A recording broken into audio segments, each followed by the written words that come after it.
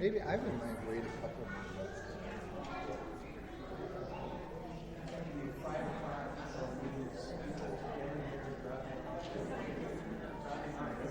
I thought it was always at 6.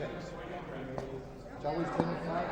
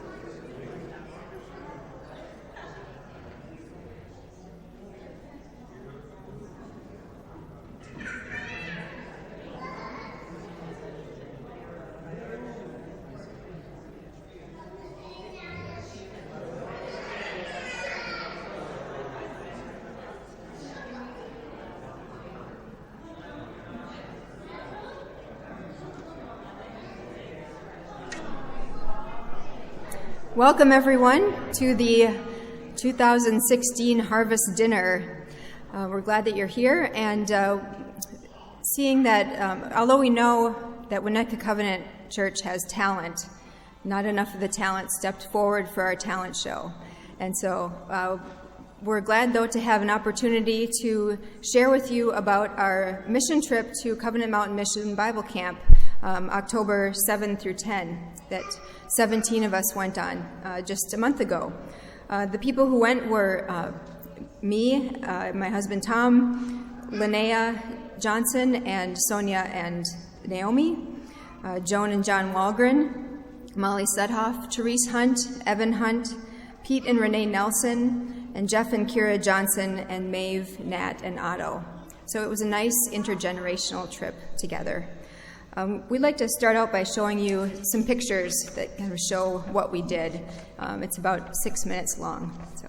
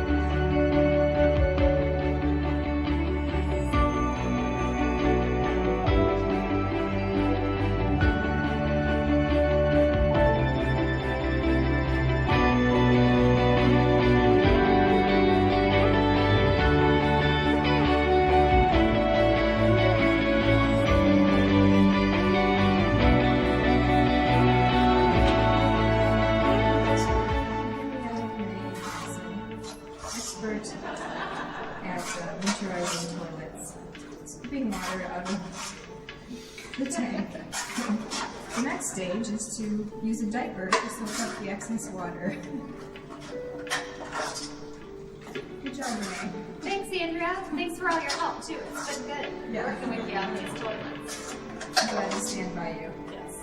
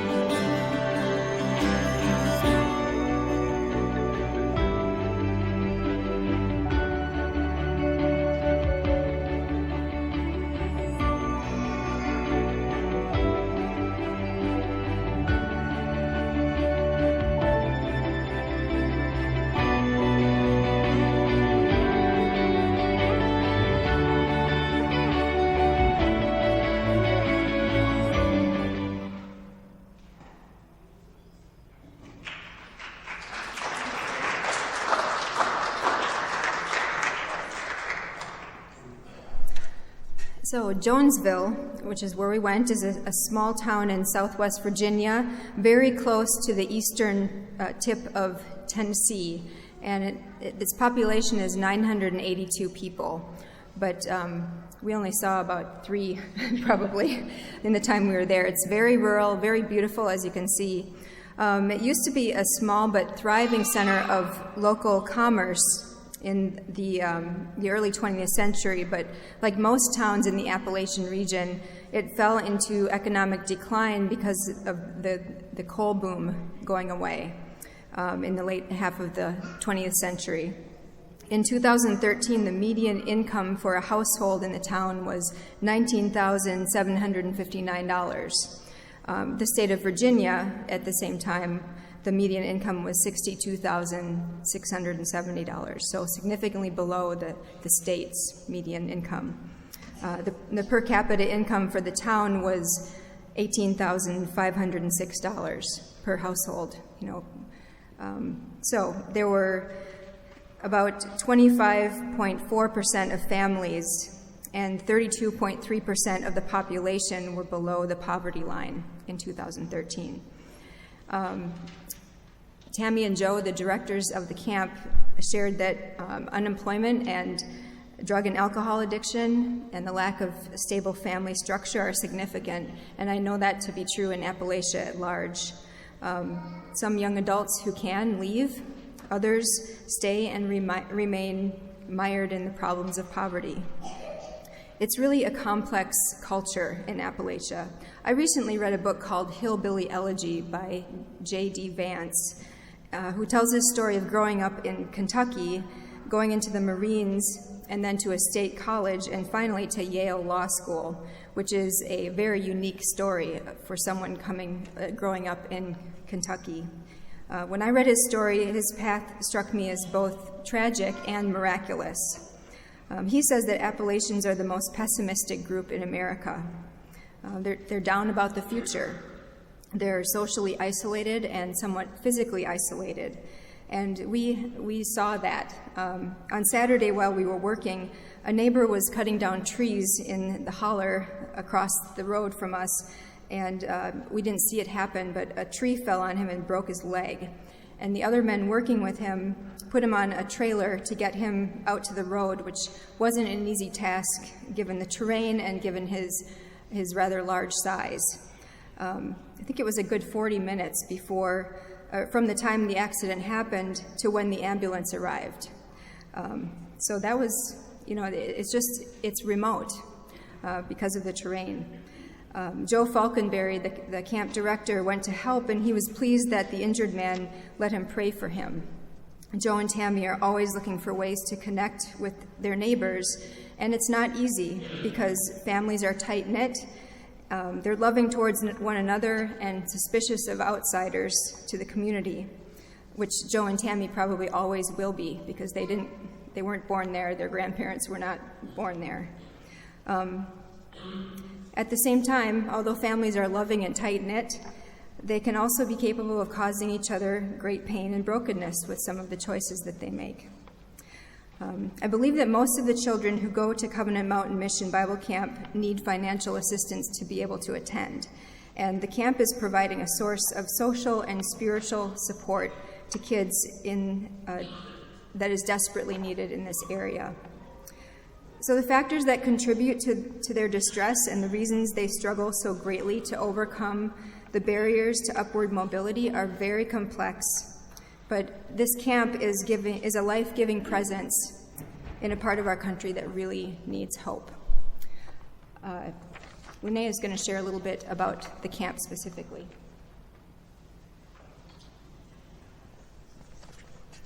I'm just going to share a very shortened summary of the history of the camp and kind of how it started. And if you want to find out more, there's a whole long story on the camp's website. But I think some of the interesting pieces are from the very beginning. And actually, Covenant Mountain Mission Bible Camp just celebrated its 75th anniversary last weekend with a gathering that celebrated the vision of those who worked hard and selflessly to bring the gospel to the southern mountains, as they called it. It began in the early 40s when a couple different women approached the missions office in Chicago and said, we want to go work and bring the gospel to this area of the country. And there was previously no work down there, and they basically said, no, you can't go down there. But with some persistence, they ended up in 1941. They bought, these two women bought a 1929 Chevy sedan, which they named Shasta, because she has to have tires, she has to have a driver, she has to have gasoline, and etc., which I thought was funny. And they headed down to Sneedville, Tennessee, where a Covenant man had been down there previously. So they went to visit him and kind of scope out the area. And there was a land trial going on and a lot of feuding, so they were told as two young women they were not allowed to stay there and that they should move on elsewhere. So they headed out into the mountains in Shasta, and it said that neither one of them knew how to drive very well. So one of them drove and the other worked the emergency brake. So it's, yeah. So they missed their first exit because of a detour. And the second place they went, it wasn't suitable. And then eventually they ended up on October 30th in 1941 in Jonesville, Virginia, at and just found a 2-room tourist cabin where they stayed for 6 months. And it's hard to imagine just heading off. And I don't know what we're going to do, what's the needs. And they just went.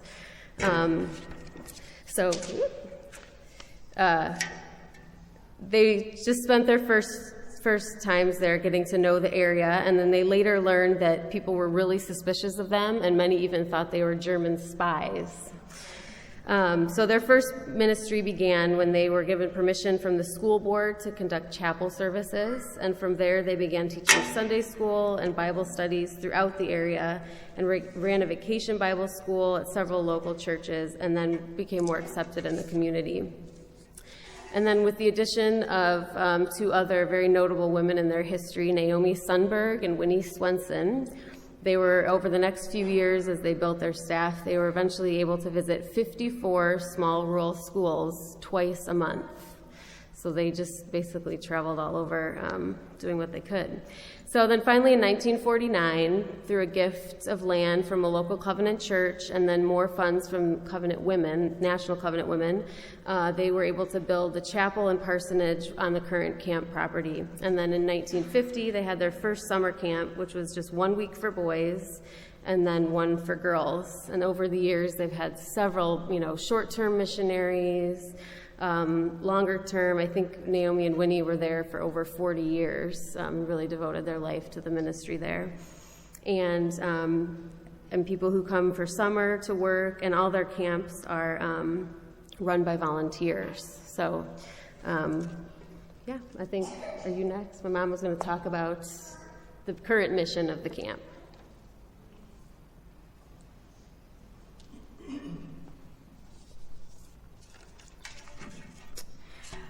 Before I start telling about the current mission of the camp, I just wanted to say I've had an interest in the camp for many years. One of the two women that was there for the 40 years that Linnea talked about, Winnie Swenson, was from Rockford, and she had grown up with my mom. And I remember in the church growing up, we had a wall of pictures of all of our church missionaries, and Winnie Swenson was always a part of that. So I was thrilled when 3 years ago, we're going to do an intergenerational missionary trip down there, because I really had wanted to visit the camp. I had been there as a kid, but I was really excited to be able to go. And then was glad when we had a chance again, because it's an incredible place. Okay, I'm going to read you, I was asked to talk about the mission of the camp as it stands right now, so I'm just going to read you, first of all, from their website, what their mission is and what they hope to accomplish. The mission is to worship God and to enjoy Christian fellowship and discipleship in the midst of His beautiful creation, and to present the gospel of Jesus Christ to youth, adults, and families through the camp's outreach and community involvement. The camp vision is, number one, to increase the use of the camp and create more opportunities to fulfill their mission, to maintain affordable summer camp, to improve the facilities while staying debt-free, and to engage local community support and use of the camp. And then the goals that they have listed on their website are to recruit mission teams for summer camps, to recruit mission teams for work projects, and to raise monthly financial support for the camp and the resident managers. Those are simple goals, but very wide-ranging at the same time. The camp is just this incredible place that's different from anything else. We're accustomed to Covenant Harbor and Covenant Point and how they operate. This camp operates with a budget of $80,000 a year, which is incredible. A week of camp costs $80, and most of the kids who come to camp have to have scholarship help to be able to come. As Andrea mentioned, this area is one of the poorest in the country, and there just are not resources for people to be able to spend money on their kids to go to camp. So most of the children that come have to have scholarship help. Just as a comparison, a week at Covenant Point is $400 and up. So to think $80, that's just amazing that they're able to maintain camp doing that. Part of the way that they're able to maintain it in that way is there is basically no paid staff. They have been able to fund interns for the last 3 years, but they're completely dependent on mission teams. If there's a week of camp, there needs to be a mission team from somewhere to provide all the staffing for that camp, because there are no counselors, there are no there's no staff. And they're also dependent on volunteer labor for work projects, for getting things done around the camp. So that's where teams like ours came in, to be able to come and just provide labor to be able to get things done. And as a part of this, I want to tell you about Joe and Tammy, who are the managers, who are just this amazing mission-hearted couple. Joe was introduced to the camp a number of years ago, going on a mission trip from his church in somewhere in northern Indiana, and developed an interest in the ministry. And a few years ago, they were at a point in their lives where they were at a crossroads. We're ready for a change. She was offered a retirement package, and they decided to make a big change. They contacted the camp, and they moved down there as camp managers and were willing to work for no pay.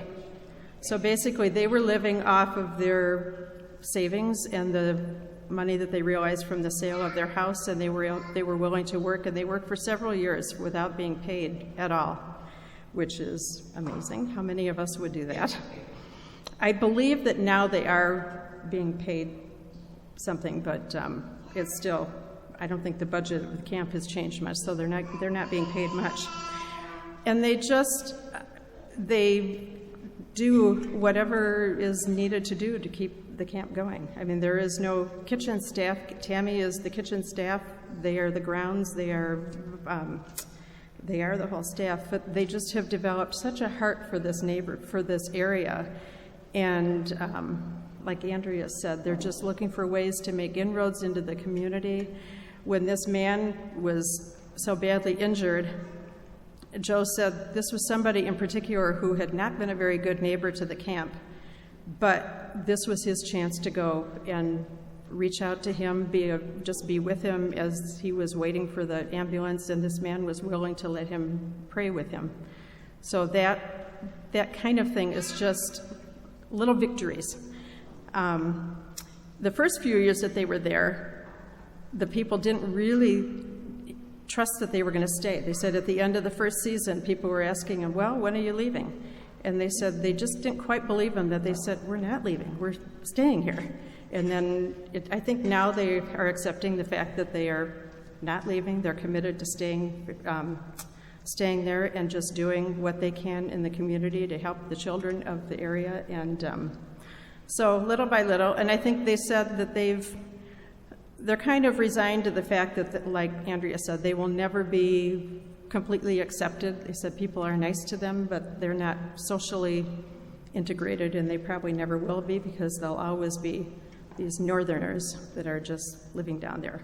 But they're okay with that. And it's just amazing to be able to spend time someplace like that where you're able to observe people who just have an absolute heart for mission and an absolute willingness to sacrifice their financial lives and their, what other people would not be willing to give up and to sacrifice, because they just have a heart for the mission that's down there and want to do what they can.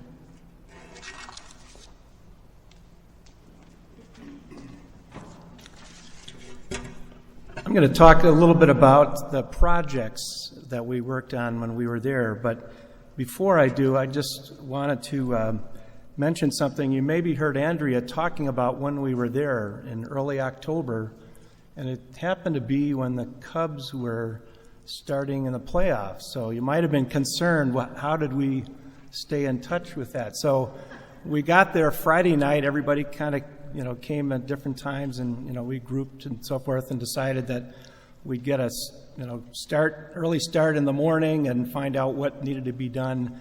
And so of course Tom and Pete and Jeff and all the other Cub fans just assumed that we would be able to watch it somewhere, a TV, and then even through the internet it was on. You could stream. But we found out from Joe, well, we have an internet connection, but we can't afford to really use it for other than just the basics. So streaming would be out of the question. So Fortunately, I guess I was the oldest of the group, remembered that, boy, you can get AM radio from clear across the country on a clear night. So that's what we did. I drove my van kind of back and forth all over the place trying to figure out where we could get a signal, and we were able to get 670 radio to listen to both games. We did try the second night. We were told there was a place, even a cafe in the town that had a TV, but of course they didn't have Fox Sports Network on their TV, so we went back and listened on the radio. So anyway, I thought you might have been concerned about that for us. So as Joan has talked about, and Andrea, about Joe and Tammy, they're basically the staff, and the camp is made up of kind of a dining room area that has some staff rooms up above with the kitchen and kind of a rec room. And then Joe and Tammy do have a home, which is a fairly nice home for what they're doing there. And then there is a chapel, as was mentioned, and then kind of a bigger rec room that the kids can play in. And the cabins are pretty basic cabins with canvas walls. And so there's a girls' area with girls' bathrooms, and then further up there's a boys' area also with bathrooms. And so as the camp managers, they're also facility managers, and so they do a lot of the work. So they do depend on volunteers, not only for regular maintenance, but also winterizing and repair and construction and that type of thing. So all during the year, there are many different church groups that come up, sometimes for a week at a time, others like we did for a weekend. So we basically had a day and a half to be able to accomplish helping them with all of these tasks. And so that Saturday morning, after we had gotten there on Friday, we talked with Joe, and he basically has a very good list. I think he's gotten to realize he needs to be organized so that when people are there, they can really look and see what the need is. And so we went through the list and figured out what could we accomplish. And the kids were really excited to find out that there was a specific job for them. And that was to pick up the black walnuts on the grass and throw it over this white fence, over a road into the neighbor, actually into the field. It ended up, I think that's where the guy broke his leg. So they were out there right in the beginning of the morning, chucking those things over. I think some of the adults were doing it too, just for fun. And then they started filling up pails and bringing them across the road. And so they were excited to have a job to do and be a part of that. So we all had jobs. We did select mainly some of the areas, a lot of cleanup, some winterizing, and then with a couple of professional construction contractors, Pete Nelson and Tom Johnson. Along with Jeff and I, we worked on some construction work. And so for the cleanup, along with black walnuts, the kids and others, there's a sand volleyball court that was needing weeding. There was also a lot of weeding, as you saw in the pictures, and edging. And I was sorry we didn't get to see a picture of Molly on the riding mower. She mowed that whole, I think it was the whole camp, wasn't it? And just looked very comfortable on the big riding mower. And actually, you had to stop every so often because there was something wrong with the fuel line or something. So for 20 minutes, so she had to just work with what was there. Some other things with cleanup.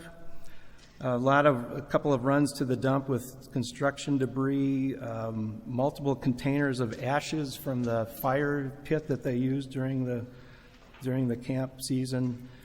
I know Therese and Evan got there a little bit early, on Friday, and they were actually working on addressing postcards for the 75th anniversary that they just had this last weekend, and doing things already starting to clean. Some of the winterizing for the cabins, a lot of cleaning and sweeping. You saw Renee working on the toilets. They cleaned all the bathrooms. They took all the mattresses out of the cabins and brought them down to an area and scrubbed them all down with bleach water and dried, and they were going to be stored and dry for the winter.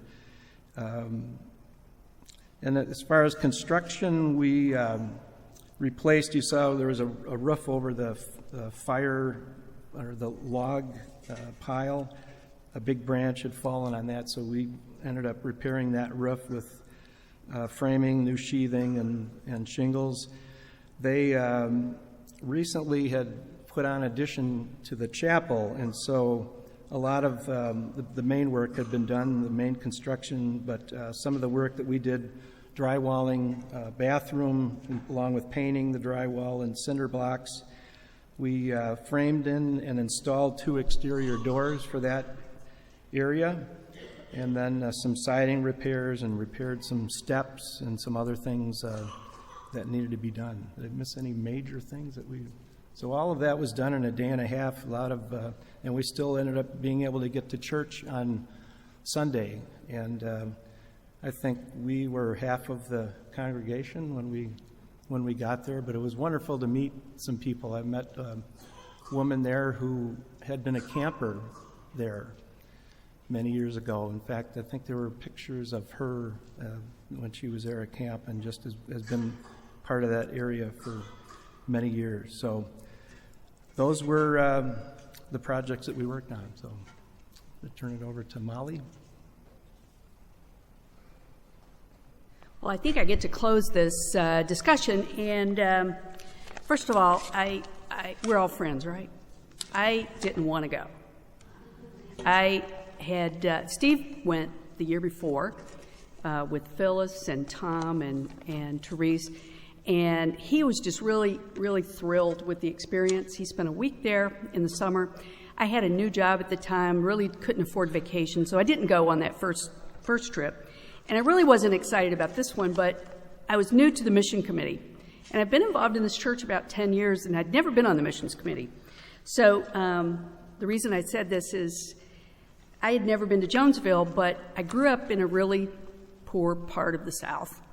And I said if I wanted to go help poor people, I would just go home, because there's plenty there to do.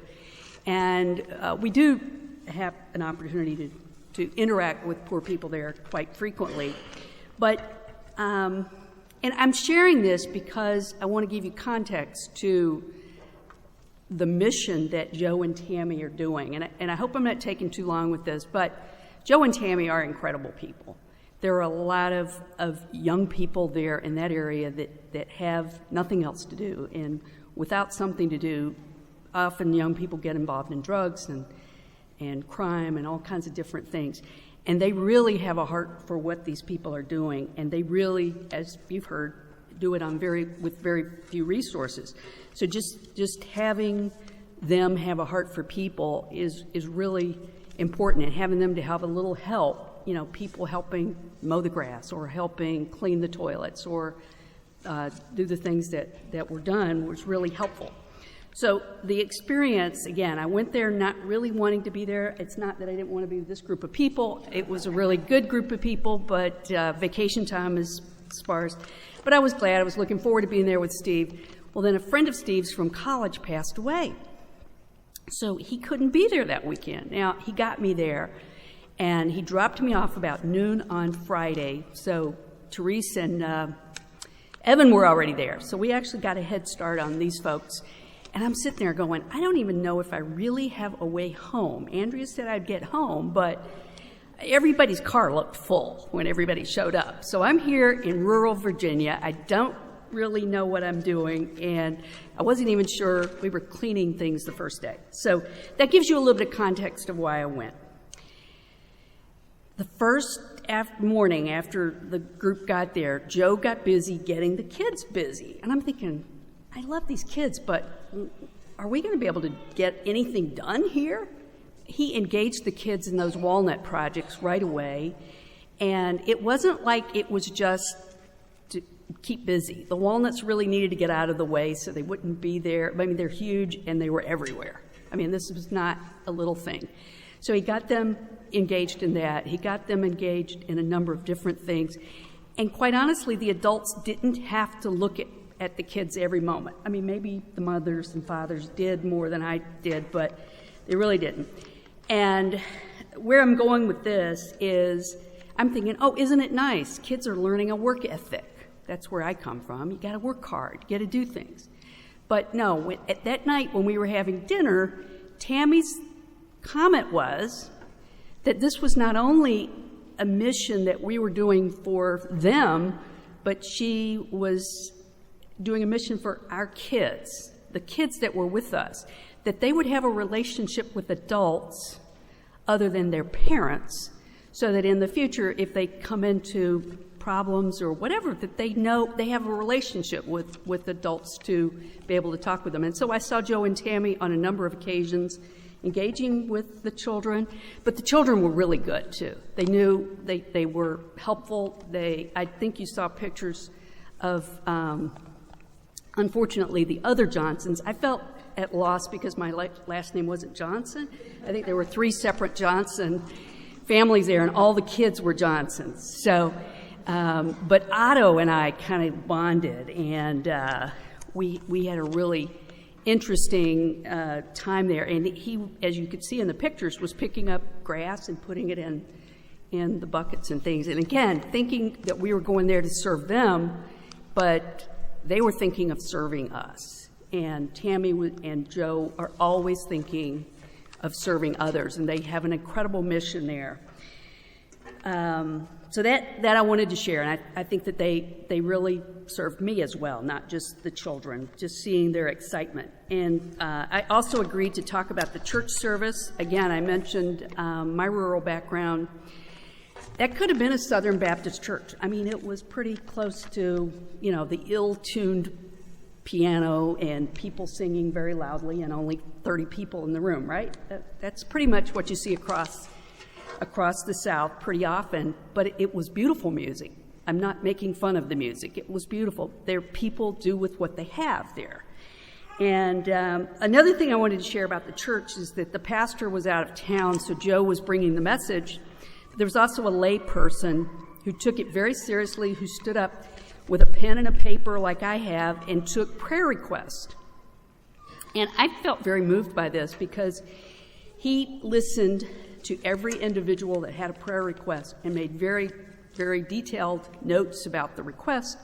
And then the prayer was so personalized for each individual in that room that it was really quite incredible to experience. And again, the people were very welcoming to us.